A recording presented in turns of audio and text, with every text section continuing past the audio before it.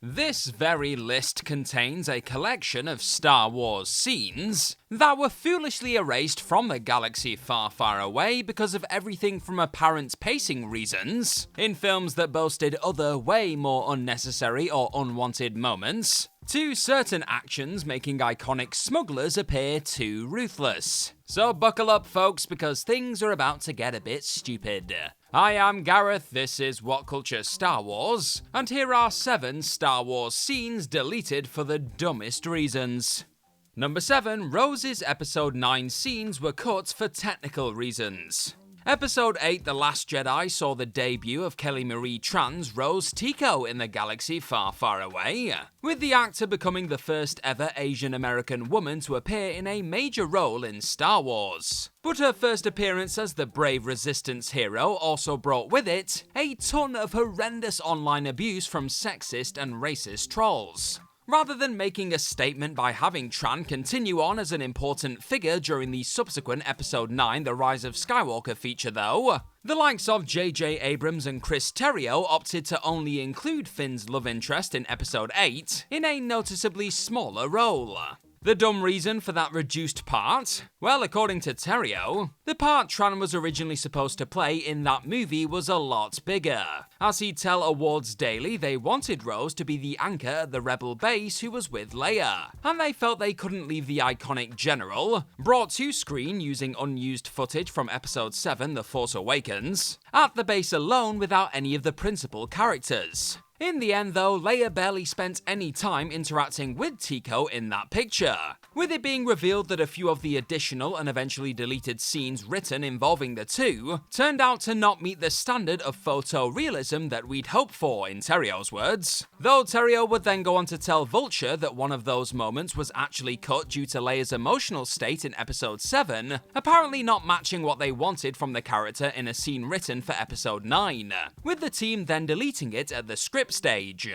Firstly, having Rose not join Finn and the gang for the majority of their adventure was already a rather stupid move. With her reasons for staying behind, she just had to study Imperial Star Destroyer specs to help stop the Final Order fleet, being jarring at best. And if Rose was such an anchor at the Resistance base, surely the team would have found another way to get her on screen more in the wake of losing those other Leia moments, right? So it's not hard to see why those #RoseTico deserve better supporters were not exactly impressed with this particular explanation. Now here's a quick question for you, who is your favourite sequel trilogy character? Was it Rose Tico or somebody else? You let me know in the comment section down below.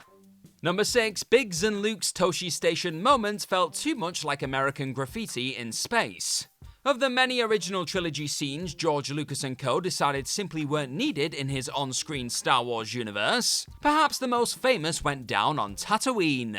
Star Wars, aka Episode 4 A New Hope, almost contained a sequence which would have seen Luke Skywalker interacting with a few of his pals at Toshi Station, a repair shop and power station located on the outskirts of Anchorhead, after watching the film's early space battle go down from way below. The son of Anakin himself, Mark Hamill, would later confess on the Russo brothers' Pizza Film School show that he felt the scenes which saw him talk to Biggs Darklighter, an Imperial Academy graduate who was about to defect to the Rebel Alliance, and his pals helped show that Luke wasn't cool or popular, and has no political persuasion, with the pure and innocent Skywalker wanting to, according to Hamill, be in the Empire if it will get him off the farm. It definitely would have been interesting to see these old pals connect earlier in the movie, before their eventual Yavin 4 conversation. And one of the apparent reasons it was dropped from the movie in the first place is about as dumb as they come. The story goes that after showing a rough cut of the picture to an audience, a fellow filmmaker teased Lucas by telling him that it felt like he'd created American graffiti in space with this scene, with that other rather famous Lucas feature centering around a bunch of teens cruising around town in the 60s. This silly bit of teasing, and Lucas ultimately wanting to focus on the droids before bringing the story to Luke in the movie, is seemingly what led to a rather interesting initial Luke Skywalker introduction being deleted. Number 5, C-3PO's interesting upgrade is dropped because of timing reasons. When fans were reintroduced to the legendary protocol droid known as C-3PO in Episode 1 The Phantom Menace, not only did they discover that he was actually hilariously created by Darth Vader himself, but he also didn't always boast those shiny gold body plates. In the years between that movie and Episode 2 Attack of the Clones, however, 3PO was thankfully covered up a little. But in having him plated up off-screen, viewers were robbed of a rather touching exchange between Anthony Daniels' droid and Natalie Portman's Padme Amidala. You see, a few scenes were originally shot that would have involved a still rather naked 3PO, confiding in Amidala about how he felt hurt after being left bare all these years. Eventually, Amidala would have discovered some plating in that very room. What are the chances? Piecing together the legendary droid before finally placing his face on. It brings a tear to your mechanical eye. In the end though, Lucas took one look at the footage and decided that this rather heartwarming moment had to be cut from the picture due to timing reasons, with the director not feeling this moment would work whilst Anakin was away murdering sand people. So Lucas felt this valuable piece of quieter character development would have been jarring, but those dodgy sand monologues and the floating pear nonsense was just fine. Right. Cheers for watching this Star Wars video today. Hit that subscribe button down below for more what culture in your corner of the galaxy. Number 4, Han Solo doesn't shoot first because George Lucas thought he was John Wayne. It's pretty well known at this point that Han Solo originally shot first during his confrontation with Rhodian bounty hunter Greedo in Episode 4 A New Hope. However, George Lucas then decided to go back and tinker with that moment a few times over the years, deleting what was once a perfectly fine sequence showing just how ruthless this charming smuggler could be when he needed to. Why did the director foolishly decide to awkwardly have Solo dodge an added-in blaster shot from Greedo in various re-release updates then? Well, according to Lucas, after wondering whether the bloke who would eventually marry Princess Leia was a cold-blooded killer or a cowboy like John Wayne, he ultimately opted for the latter. And in Lucas's mind, if you were John Wayne, you didn't fire your pistol off first. You waited for your enemy to blast and then viciously murdered them soon after, of course. As far as reasons behind deleting certain scenes go, this one is seriously dumb. Solo's decision to initially pull the trigger first showed how dangerous this smuggler genuinely was, how he couldn't be trusted early on, and the growth his character experiences throughout the picture, going from unpredictable killer to Rebel Alliance hero by the end of the movie. Erasing it just gifted the franchise one of its silliest looking moments. Number 3, pacing issues led to Captain Phasma's more fascinating death being chopped. Without doubt one of the most criminally wasted characters in Star Wars history, Gwendolyn Christie's Captain Phasma was inevitably killed off in a rather underwhelming way in Episode 8 The Last Jedi 2. After a forgettable showdown with old enemy / traitor Finn, except for that infamous Chrome Dome quip, Phasma is just left to fall to her death, and that's it really. There was actually another version of this scene which contained a much more fascinating final few moments for Phasma though. That deleted scene would have seen Phasma and her troops surround Finn after he damaged her helmet. From here, the former FN-2187 reveals to his one-time allies that Phasma shut down Starkiller Base's shields after he put a gun to her head. Quite the move. And it's a line that led to those stormtroopers around her seemingly thinking about turning on their captain before Phasma mercilessly shoots the First Order witnesses. Quite the cold move. Finn then slices her hand off and blasts the captain through the chest with a blaster. And quite the killer move. It's unquestionably a stronger and more compelling end for the sequel trilogy antagonist than what viewers got in the end.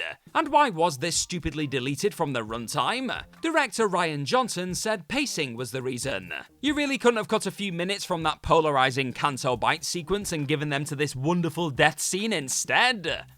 Number 2, George Lucas's no paper in space rule may have led to more Wampas being deleted.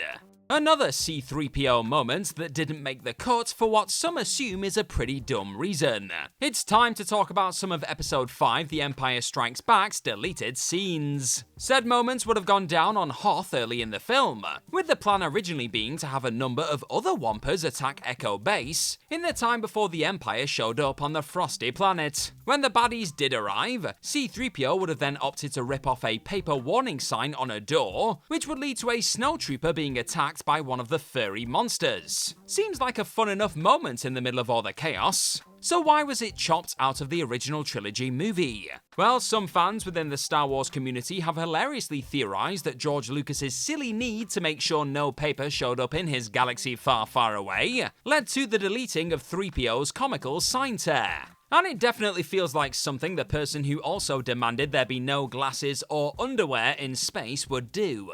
Another less ridiculous reason for the Wampa's attack and C-3PO's eventual hero moments being erased was due to the quote-unquote unsatisfactory creature effects on show, with the team clearly not being happy with the version of the Wampas they could create at the time. Anthony Daniels himself would even chime in by noting how the man responsible for everything had found that a gang of Wampas is not cheap to have around.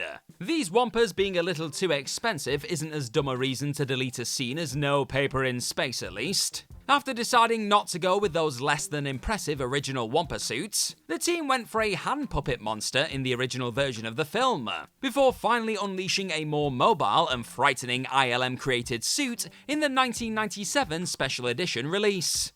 And number 1, Luke's moving Han Solo moment was deleted for more pacing reasons.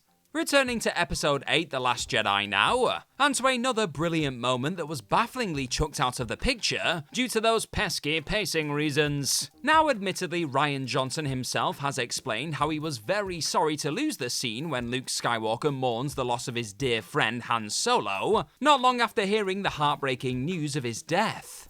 And he would note how he felt a similar beat could be found during the moment Luke pops up on the Millennium Falcon for the first time in years too. Sure, that moment with R2-D2 is definitely rather moving in its own way, but it's nowhere near as powerful as the visual of the Luke behind his bitter facade, taking a second to deal with the death of his iconic brother-in-law. Johnson may claim that the movie moved better without these few moments of Luke showing the devastating pain of losing his friend, but most Star Wars fans and even Mark Hamill himself felt the deleting of this moment was a mistake. And you have to agree with him, don't you? And it's hard to argue with that.